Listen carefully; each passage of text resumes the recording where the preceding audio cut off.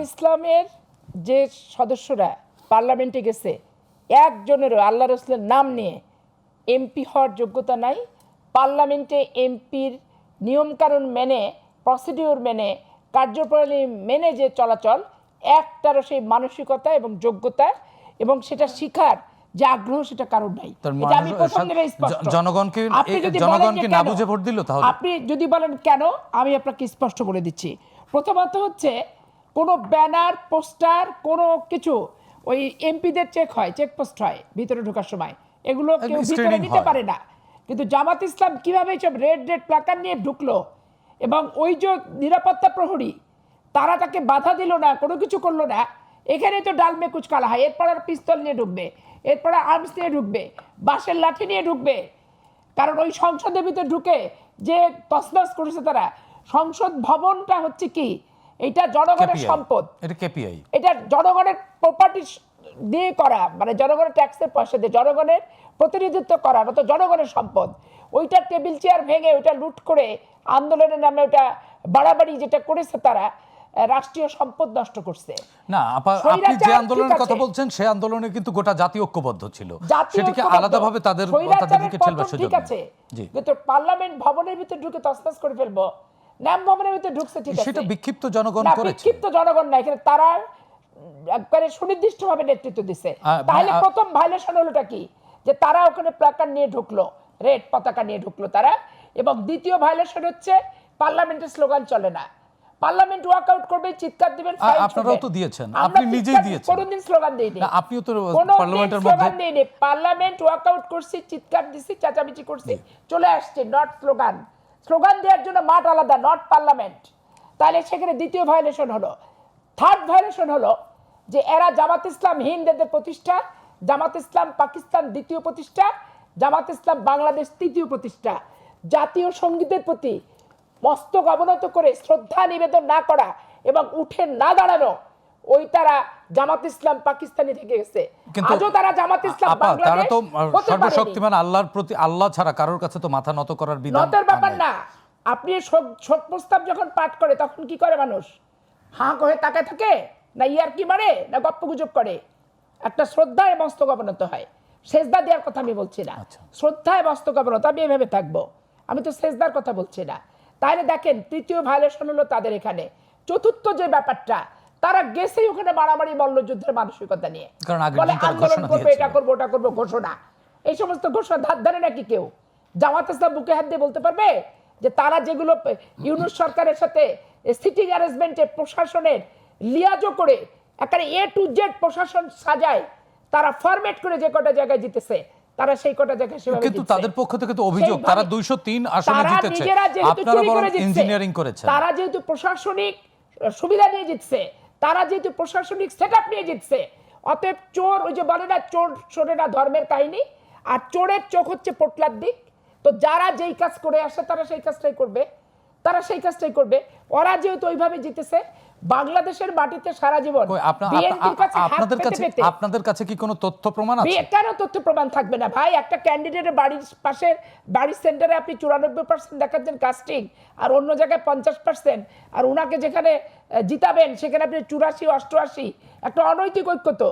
প্রশাসনের ডিসি থেকে, প্রশাসনের ইউনো থেকে, প্রশাসনের ওসি থেকে, ডিআইজি থেকে, এগ্রিকালচার অফিসার থেকে শুরু করে, ইসলামিক ফাউন্ডেশনের ডিডি থেকে শুরু করে, বর্ডার গার্ড বিওপি সে পর্যন্ত এক চেটিয়া দাঁড়িপাল্লার ক্যানভাস, লক্ষ লক্ষ, মানে কি মিনিমাম 100 কোটি টাকা খরচা করতে। আপনারা তো ইলেকশন ট্রাইব্যুনালে যেতে পারতেন, আপনারা তো ইলেকশন ট্রাইব্যুনালে যাওয়ার সুযোগ ছিল। নির্বাচন আপনি ট্রাইব্যুনালে যাবেন, ফলাফলটা কতদিনে পাবেন আপনি? তারপরে আরেকটা নির্বাচন চলে আসবে, সেই নির্বাচনে আপনি অংশগ্রহণ করতে হবে আপনাকে। বাংলাদেশের নির্বাচনে ট্রাইব্যুনালই বলেন আর সমাধানই বলেন, এইটা হচ্ছে 5 বছর 10 বছর মেয়াদি। কিন্তু এখন নতুন যে সরকার, সেই সরকার তো আইনের শাসন প্রতিষ্ঠা করবে, এখানে কোনো তাৎক্ষণিক সমাধান নেই। প্রথমত এখন আপনার যে প্রশ্নটা ছিল, আপনি বিরোধী দলকে কিভাবে দেখছেন? হিংস্র দেখছি, গঠনমূলক বিরোধী দলের যোগ্যতা এদের নাই। কারণ এরা তো মানুষের কাছে, বিএনপির কাছে ভিক্ষা চেয়েছে, 2-4টা সিট নিছে। ওই 2-4টা বিএনপি যদি যেভাবে থেকেছে, বিএনপি অনুকরণ করে সেভাবে চলেছে। তাদের যে বক্তৃতা, আজকে প্রশ্ন উত্তর পর্ব, আমি অবাক হয়ে গেলাম। বলে মুজাহিদ সাহেব অমুক জিনিসটা প্রচলন করছে। মুজাহিদ সাহেব জীবনে এমপি ছিল না, প্রথম একটা মন্ত্রী করছে 2001 সালে বিএনপি। উনি এই জিনিস প্রতিষ্ঠা করছে, সেই জিনিস করছে, ফালতু ফালতু কথা।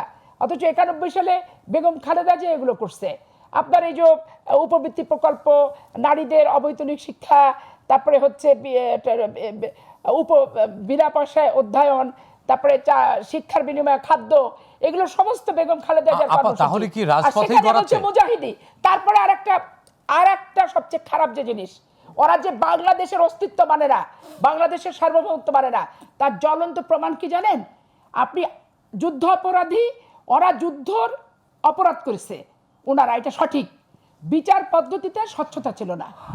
যুদ্ধ অপরাধটা তো আপনার হচ্ছে ইতিহাসের পাতা থেকে উঠে যাবে না।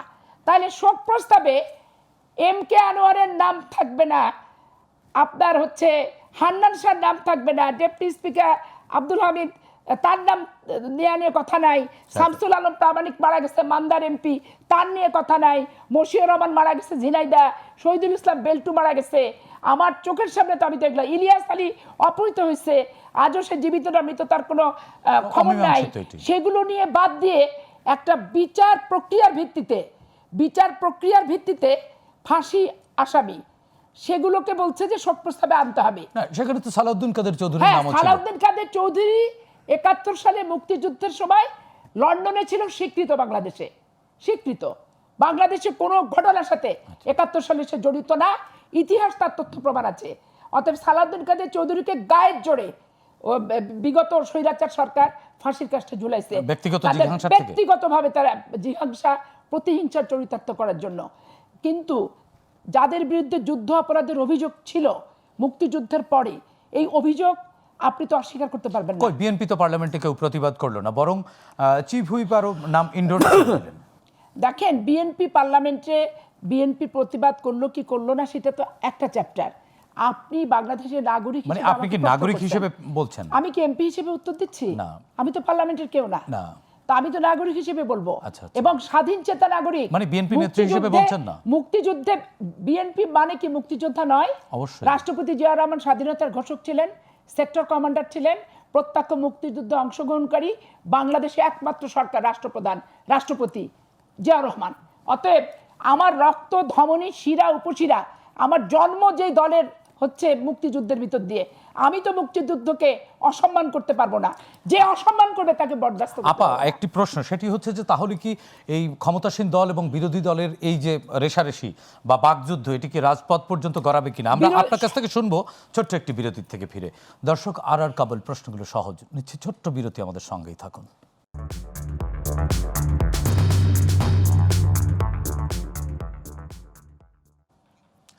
দর্শক, বিরতির পর আবারও স্বাগত জানাচ্ছি। আর কাবুল প্রশ্নগুলো সহজ, আমাদের সঙ্গে আলোচনার জন্য স্টুডিওতে উপস্থিত আছেন গরম ফোরাম সভাপতি অ্যাডভোকেট সুব্রত চৌধুরী, আছেন বিএনপি নেত্রী সৈয়দা আসিফা আশরাফি পাপিয়া।